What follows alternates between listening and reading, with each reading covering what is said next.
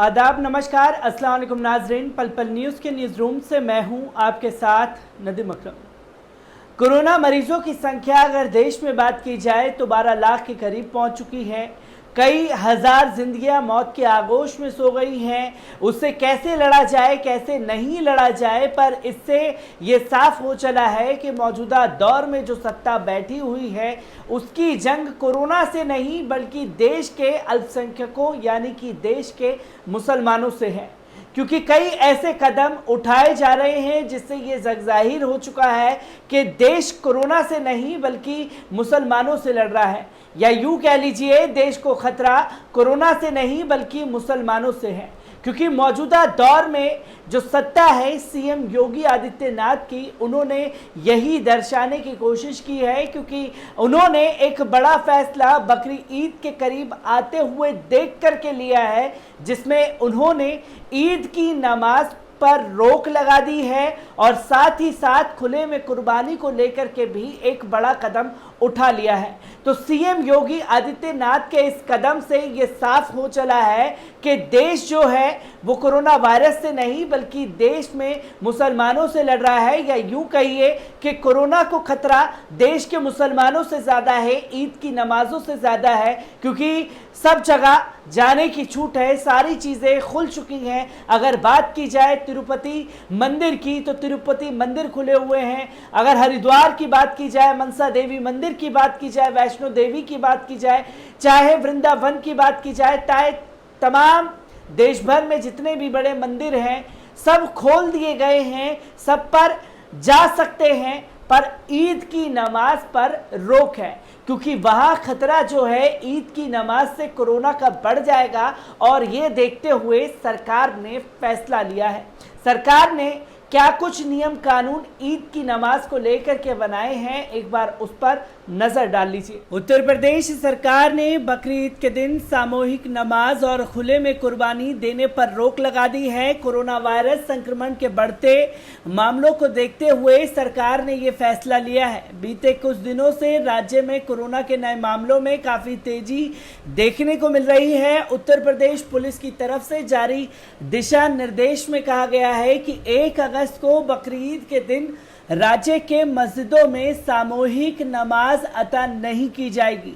इसके साथ ही खुले स्थानों पर कुर्बानी देने और खुले में मांस ले जाने पर भी दिशा निर्देश जारी किया गया है। राज्य में बकरी ईद मनाने संबंधी एक विस्तृत गाइडलाइन जारी की गई है। यूपी पुलिस द्वारा जारी दिशा निर्देश में कहा गया है कि इस बार बकरी ईद सावन महीने के आखिर सोमवार को पड़ रही है। ऐसे में विशेष सतर्कता बरतने की आवश्यकता है। धर्मगुरुओं से अपील है कि वे लोगों को बकरी ईद का त्यौहार घर में ही मनाने और सामूहिक रूप से नमाज अता न किए जाने को लेकर प्रेरित करें।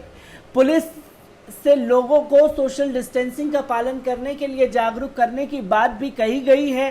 साथ ही सोशल मीडिया पर कानून व्यवस्था को प्रभावित करने वाली सूचनाओं पर भी कार्रवाई करने के आदेश दिए गए हैं।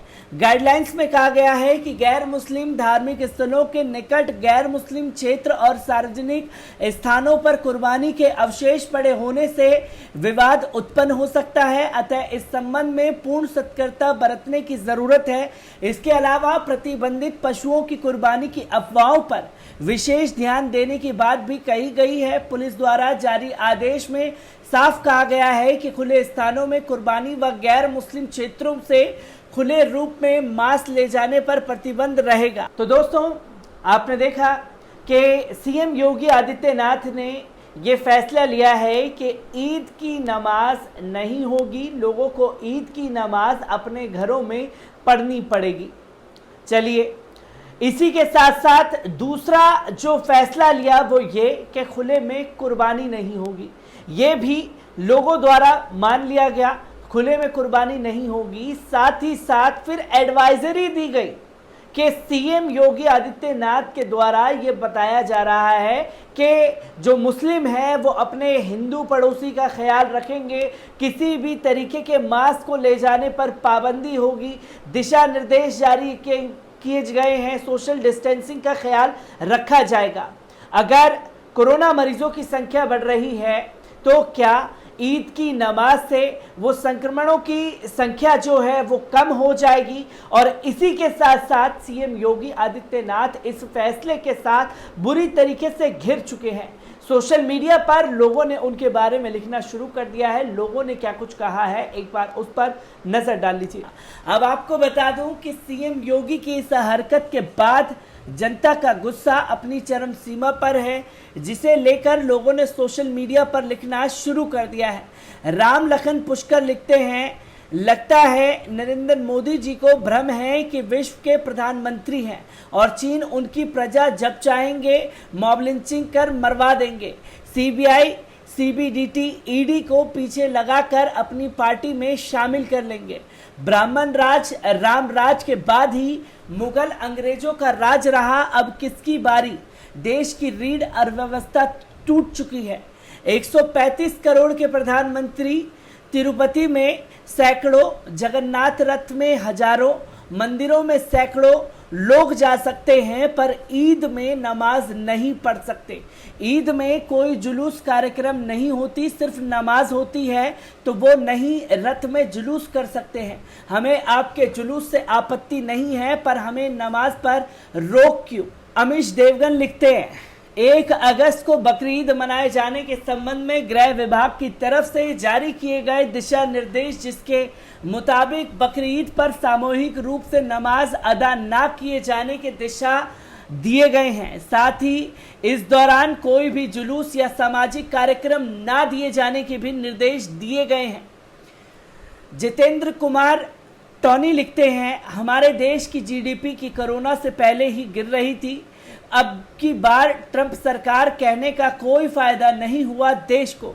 SRK खान लिखते हैं, 5 अगस्त को सामूहिक पूजा हो सकती है, रथ मंदिरों में सामूहिक पूजा हो सकती है, सामूहिक नमाज नहीं।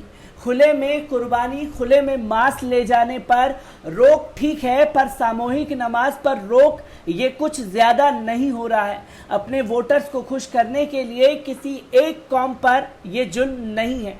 तो वहीं रोहित सरदाना लिखते हैं, यूपी में बकरी ईद पर सामूहिक नमाज पर रोक, खुले स्थानों पर कुर्बानी देने पर भी रोक, खुले में मांस ले जाने की भी अनुमति नहीं। पुलिस के आदेश जारी किए गए हैं।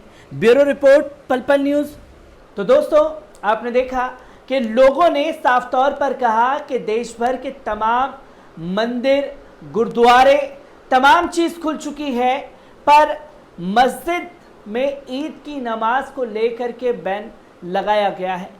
जब देश में महामारी चल रही है, देश में महामारी के बीच मस्जिदों को खोला गया, मस्जिदों में सोशल डिस्टेंसिंग का ख्याल रख करके नमाज अदा की जा रही है, तब इस तरीके का कदम क्या दर्शाता है, ये साफ तौर पर जाहिर हो चुका है कि बुरी तरीके से हर चीज में फेल हो चुकी योगी आदित्यनाथ की सरकार अब ये दर्शाना चाहती है, बताना चाहती है कि हमने मुसलमानों के ऊपर नकेल कसी है, जिससे जो कट्टरवादी हिंदूवादी सोच के लोग हैं वो बस योगी योगी योगी के नारे लगाते रहें। और सीएम योगी आदित्यनाथ के नारों के बीच में जो भेड़िए पत्रकार हैं वो भी इस बीच इसमें कूद चुके हैं और साफ तौर पर ये बता रहे हैं कि सीएम योगी आदित्यनाथ का ये एक ऐतिहासिक फैसला है।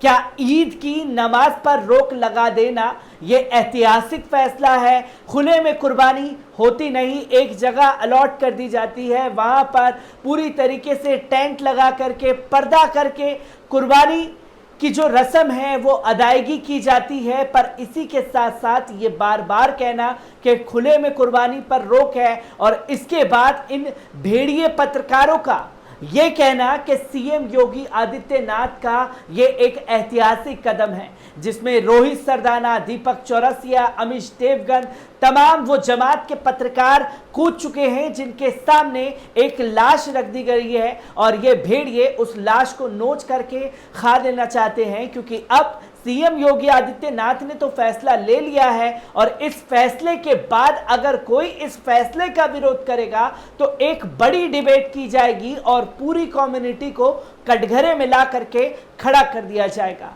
आखिरकार वही सवाल जो पहले पूछा, क्या देश कोरोना से जंग लड़ रहा है या देश मुसलमानों से जंग लड़ रहा है, क्योंकि ये साफ तौर पर बताने की, दिखाने की कोशिश की जा रही है कि ईद पर रोक लगा दी तो कोरोना का खतरा है।